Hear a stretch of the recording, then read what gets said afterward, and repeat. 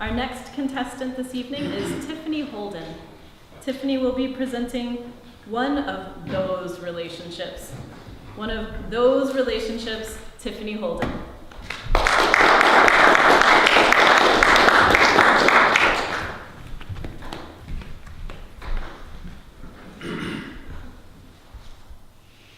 Have you ever been in one of those relationships where things seem to start out really great until they're not?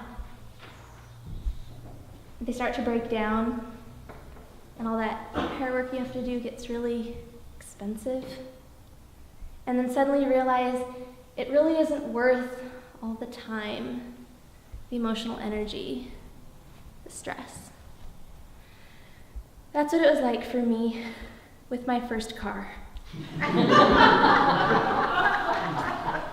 My first car was a snazzy little red four-door with one of those fins on the back that means I'm cool. Who am I kidding? It was a 1998 Ford Contour covered with scratches and with a scarred-up steering wheel. But on the range of coolness, even if it wasn't the hunky quarterback of the high school football team, at least it wasn't that weird kid in the cafeteria who squirts milk out of his nose.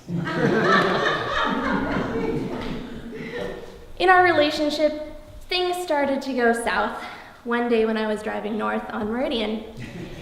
It was a busy afternoon. I was driving to work when my car, I called him Cambridge, decided to just bring up an issue out of the blue. Never do that to your significant other, especially when she cannot do anything about it at the moment. Cambridge, in the middle of Meridian, decides to stop and lose power. I can do nothing besides move into the turn lane. Now, this is a Friday afternoon in 2012, meaning I'm sitting in the turn lane completely stopped, with 2 lanes of grumpy Americans driving 53 miles per hour north, and 2 lanes of grumpy Canadian shoppers driving 53 miles per hour south. And there I am, stuck and stressed in this little turn lane that seems to get smaller by the minute, which is kind of what happens when you try to layer Spanx under your wedding dress. In a relationship, it's really important that if one person makes an executive decision and they have to go through with it, that the other partner goes along with it. They help them out. That's what you're there for, right? Cambridge didn't quite get that. One afternoon, I was driving home from work. It had been a really, really long day. I was exhausted, but I was really excited to spend time with my family, with my friends. Have you noticed that the end of a workday is kind of like being Brad Pitt in a movie? At 5:24, you're all, I'm Benjamin Button. And then 5:30 hits, you're like, yeah, Fight Club, bring it on. So I'm driving. I get onto the freeway on-ramp. Now, when you turn onto an on-ramp, one thing is absolutely clear. The check's been signed, the decision's been made, you're going onto the freeway. Cambridge didn't quite see it that way. He's all, let's consider this. Have you thought about stopping by the store for cheese? Or crackers? You might like that. Or green olives with those little red things inside them.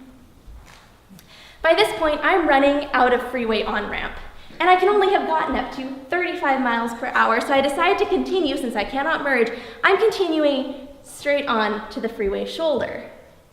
And at this point, I decide I need to step on it, which is the equivalent of grabbing your boyfriend by his necktie and just pulling him right out the door, and it kind of sounded the same, okay, I'm coming, I'm coming. And I finally made it onto the freeway, and I got more or less safely home. But that was the beginning of the end. I realized I couldn't do it. For me, living dangerously is going an extra day without washing my hair. So,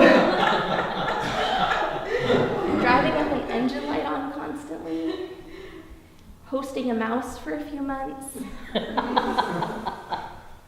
and having the car lose power when I made too sharp of a right-hand turn, it's just not for me. So that was the end of that relationship. It was one of those relationships, and it was an expensive one too. You talk about dates, I'm talking like weekends away that cost $1,000. And I didn't have any of the fun of it. So I called it quits. Said goodbye to Cambridge and started hanging out with this cute silver car. Then I realized that all cars will have some of the same problems, but that you kind of have to keep going, get on that freeway, take that risky choice. Still sometimes miss Cambridge, but when I first said goodbye to him, it was kind of tough. Listened to some Taylor Swift, and some Bruno Mars, and then I realized everything comes to an end. That I'm not just